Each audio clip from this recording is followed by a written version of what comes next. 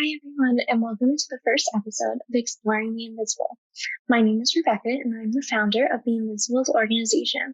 I was diagnosed with mast cell activation syndrome and a few of its comorbidities over 5 years ago, and I decided to start this foundation to help raise awareness for people who suffer from invisible illnesses like myself. For our first installment of Exploring the Invisible, I spoke to Claire Barrow, founder of the app RareGuru. Over 400 million people worldwide suffer from a rare disease, and Claire and I spoke about her diagnosis and how she hopes RareGuru will connect people with similar conditions across the globe. Enjoy. I'd love if you could introduce yourself to the audience of the Invisibles. Hi guys, I'm Claire and I'm 14 years old. I was diagnosed with a rare genetic bone disorder called hypophosphatasia last summer. And hypophosphatasia affects the ALP gene and it affects my bones. So basically, to sum it all up, my bones are a lot softer, so they break easier, and my teeth can fall out. That's just kind of like the basic of it. There's a lot more science that goes into it. What was your diagnosis journey like? Because we were diagnosed at similar times in our life. I mean, for me, it was really hard because my mom was diagnosed before me. So she went through that whole journey without us even knowing. Like, we didn't know what was going on. Whenever they went to the doctor, they told us they were going on work trips. So obviously, we didn't think much of it. But I remember one day they called us into the dining room and made like a special breakfast for us. My mom looked upset. And so I was like, oh my gosh, what's going on? She told us about her diagnosis, but I remember a lot of it, but the one word that I picked out of that whole thing was genetic, because I knew that from science and I knew it meant it was passed down. So immediately in my brain, I was like, me or my brother have it. The diagnosis process was really long because it's so rare and there aren't a lot of specialists of it. I've had bone and teeth problems my whole life. I lost some of my teeth before I was 2, which is a major, major sign of hypophosphatasia. And we went to doctors and dentists about it, but nobody really knew because it's so rare. I've broken many bones for very interesting reasons that aren't like how I would break bones. Mm-hmm. And my teeth have always been hypermobile. So there were a lot of warning signs, but obviously nobody noticed them. But when my mom told us about it, as a 6th grader going into the 7th at the time, I wasn't worried as much about my health as I was about my social life and how that would change. I developed a lot of anxiety because of it, because obviously when you're diagnosed at that age, you're already going through so much. And that's just a lot of pressure put on you, because I thought my friends wouldn't like me because I had a little bit of anxiety before, but that really built on. And so that diagnosis process was really hard. We had to wait a long time for the test to come back. And I remember we had to look through all of our past tests, because I've been to the emergency room many times. And so looking at those past tests, everybody knew I had it. It wasn't like a surprise. Yeah, I can only imagine being in middle school and trying to juggle everything. And I'm wondering, what was that like for you as a student, and did it impact your school life and or your social life? And how did you decide to communicate that with your peers? I've been very open about it because I feel like, for me, I'm a very open and social person. So just keeping it in would have been really hard for me. And I feel like I would have been nervous if somebody found out. So I told some of my friends at first, and obviously they were really upset and they didn't really know what to say, because how do you say back to somebody when they tell you they have a disease? Like, it's really hard. I mean, now, I joke around about it a lot because dark humor is kind of the way for patients with rare diseases to cope. But I mean, my friends were very kind and supportive about it. They made sure that when I was put in situations where I could have gotten hurt, that they tried to really not make sure I got hurt. And I was out of PE for a while because my parents were really nervous at first, which, I mean, I can understand, but they pulled me out of contact sports too. Like I used to do soccer, lacrosse, horseback riding. I used to do all of that. And so I got pulled out of that. But as time started to go on and we started to become used to the idea of me having this bone disease, they started to loosen up a little bit because I knew the consequences of what would happen. And it is still mild. So it's not as bad as the people who have the really severe ones.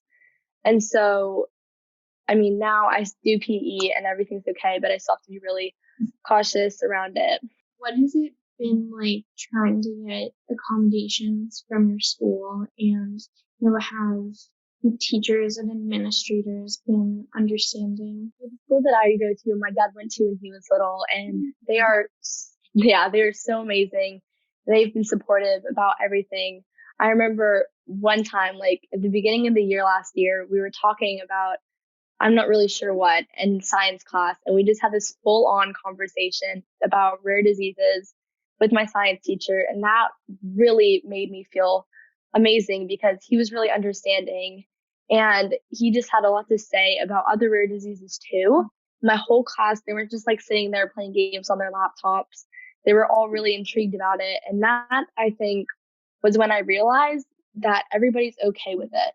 Nobody thinks it's weird, or I don't know, that they think I'm contagious or something. That was one of my main concerns because, obviously middle schoolers they're very interesting. Yeah. And so I think that really opened my eyes to how accepting the school would be. And my PE teachers always make sure that I'm not really getting hurt. I remember last year they took extra precautions because obviously I've lived with this my whole life because it is genetic, but I just found out. Right. So I did have to be more careful. But they are so accommodating and so understanding to everything. And I really appreciate that. Oh, that's incredible to hear. That's really great. Yeah, it's difficult because I think I've had a pretty similar experience. And, after talking to my guidance counselors and everything, my teachers were pretty understanding, but I have heard horror stories from teachers and professors in college about trying to get accommodations. And I feel like there definitely has been a step in the right direction generally for, making sure that people get the accommodations they need. So that's really great to hear. Can you tell us a little bit about RareGuru and what inspired you to start that? Well, RareGuru is basically an app that connects different people with rare diseases because during my whole diagnosis process, I only had my mom. I didn't know anybody else who had hypophosphatasia, and I still haven't really met a lot of people my age who have it. And obviously, my mom and I were going through completely different experiences. She's in her early 40s getting diagnosed, and I'm a teen. So that's a completely different experience. And I felt like at the time, I really felt alone and I didn't feel like I had anybody to talk to because nobody really knows how you feel. And especially as a kid, like getting the news that you have a disease is so hard because when you see people with diseases on TV and on the internet, it's the worst case scenario. And especially when you research any disease, even though mine is mild, when I was Googling hypophosphatasia and trying to learn about it, it really scared me because it was always people in wheelchairs with no teeth and with broken bones all the time. Like that really scared me. So I wanted to create an environment with RareGuru where you could talk to somebody who has the same condition, is the same age, and has the same severity as you, so you can see how they're living their life with the same disease. And obviously it's different for everybody, but as a mild patient, I don't think I would be able to relate to somebody with a severe case because I'm still able to play tennis and run around as they're not. But I also still have complications as somebody with a mild disease would have. And I've actually watched this movie called 5 Feet Apart, which is about girl with cystic fibrosis. And that was a really inspiring movie because I was watching it before I got diagnosed. And it's obviously a severe disease, but I just saw the way they lived their life. It was normal. And that was also really inspiring to see. But Rare Guru, I wanted to connect people with each other so it wasn't so hard to find. Because especially as a teen and being in Gen Z in the age of social media, nobody's going to post on their Instagram or like with Snapchat. They're not going to say, I have a disease. Right. Like, unless they're really open about it, which not a lot of people are, they're not going to post that. And it's hard to find kids with rare diseases. So I wanted to create a safe space where everybody could be open about it and be able to be proud of their disease instead of hiding it. Mm-hmm. Yeah, that's really great. And definitely understand your sentiment about the use of social media, and there I think it's really inspiring how so many people are willing to be open about their conditions, and in the same breath, like, I completely understand those that don't really like to talk about it, because I think it definitely took me a while to become more comfortable with that. And I really applaud you for creating this platform and using your voice to start this. And I think it's really great.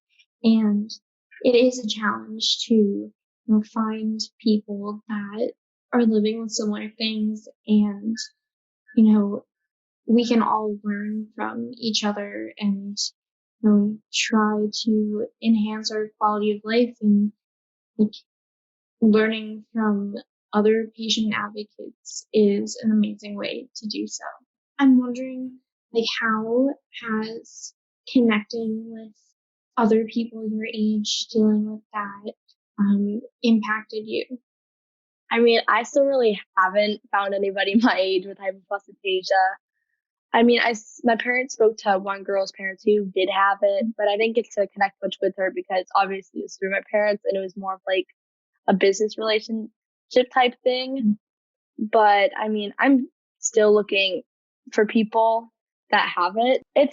I mean, there's still a little sense of feeling alone there because I, I mean, I still haven't found anybody, but I have been able to talk to a few kids who do have rare diseases, and that was obviously really inspiring to hear their perspective. And I hope with this new segment that I'm doing on our page, Rare with Claire, I can connect with some people who actually have it.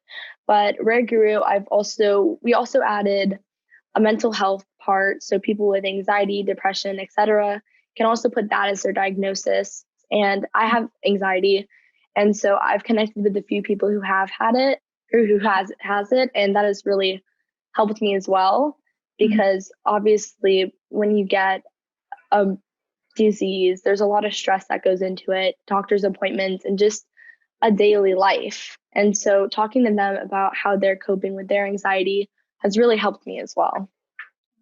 That's great. And you're totally right. Like, when someone gets the colds or the flu or whatnot, they're sick, and then, a week-ish and it goes away, and living with a rare disease or a chronic illness, it's a lifelong battle, and it is important to find people to connect with, sort of take that journey with. That's great. And I'm wondering, what are your plans for Rare Guru in the future? What do you hope it will evolve into? And is there anything you want to add? Well, I hope Rare Guru will evolve into a household name in the health community. And for people that are going through this diagnosis journey, whether it's the parents or the kids, to be able to get on Rare Guru and ask what's going on and be able to communicate with other people who have already been through the diagnosis process and know what they're doing. Because for us, we didn't really have anybody to guide us through the rare disease community because it's genetic. So all of my family has it, but me, my mom, and my grandma are the only people who know so far. My mom was the first to find out, and then I found out, and then my grandma found out. But with a lot of diseases like that, you can find out later in life. Like, none of my family has really looked into it or anything and gotten diagnosed. And so we weren't able to talk to them. And obviously, it's hard to talk to people who have the severe version because they're going through a completely different thing. and they've had it their whole lives, because with hypophosphatasia, if you have the severe version, some cases you show up on like the baby monitor thing with no bones. Like that's how severe it can get. And some people are in wheelchairs, and obviously I'm not in a wheelchair. And so I really hope that Rare Guru is able to connect people who may not be diagnosed yet and may just think they have it with people who have already been through that journey, and that they're able to share specialists and like share what works for them, because we had a really hard time finding a specialist that works for me and my mom, because a lot of the times doctors will tell you, oh, you're just overreacting, it's fine, you're fine. And that's really hard, because I mean, obviously if you think something's wrong, your instinct is usually right, and that's what happened with us. And I really hope that people don't just have to trust their instinct. They can be able to come on here and talk to people. Speaking of that, of like the struggle of having to trust your instinct a lot of the time, what does it mean to you to live with an invisible illness, and how has that impacted your outlook? I mean, it's really hard, because when you look at me, I just look like a normal kid. Nobody really thinks much of it. And so obviously I have a lot of cousins, and we always like to like play football and stuff and like roughhouse around. And so at first, they didn't know I had this. And so that's hard for somebody to try to be careful around you, because I mean, I get hurt more easily than other people do, but people don't know that. And it's like having like a hurt arm or like a sprained ankle. You can't really see it on the outside, but it's there and it's hurting. And it's just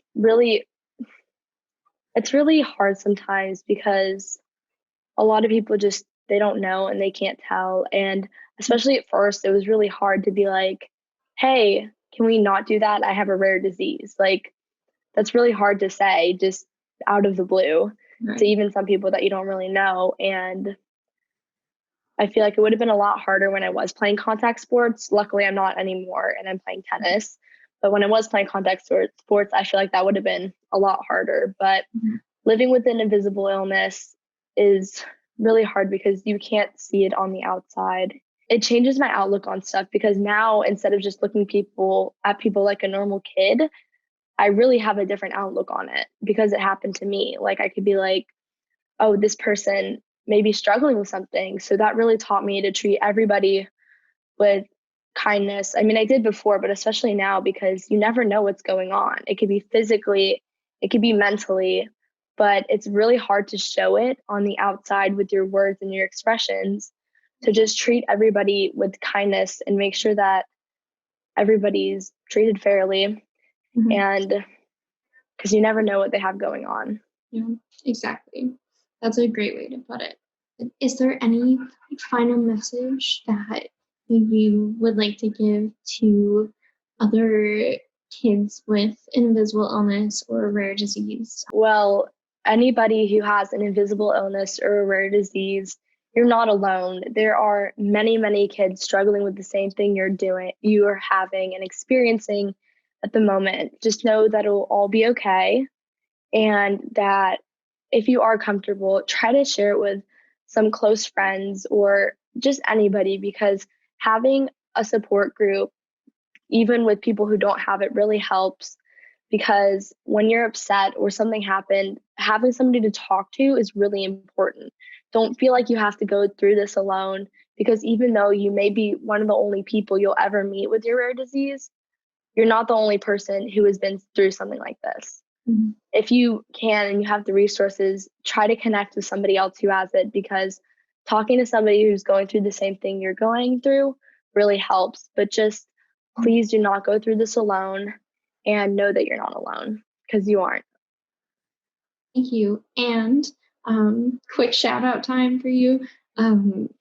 Socials, and of course your app, RareGuru. So you can reach me at Barrow _ that's my personal account, but make sure to check out RareGuru on our Instagram page. Just RareGuru, our and our Facebook, and also go check out our interview with Rebecca on our Instagram page and on our YouTube. Awesome. Thank you so much, Claire. Thank you.